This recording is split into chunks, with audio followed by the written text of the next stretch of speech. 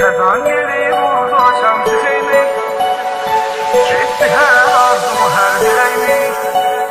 Ben o yara vermiştim özüreğimi, etti beni tenha etti. Hesreti geldi sancılan tutuldu, sevincim az derdimden çok oldu. Gözümü yumup açıp gördüm yok oldu. Ömrümü yaşım geldi gitti geldi. Sen gidenden yağdırken bir yağışlar, İnanmıram Allah senin bağışlar.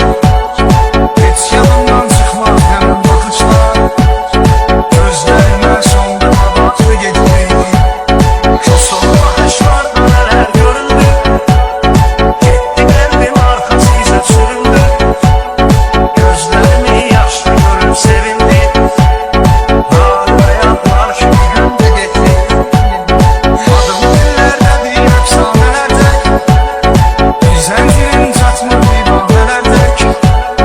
Köşkün ateşinde pervanelerde, sağlık beni yandırdı yaktı gitti.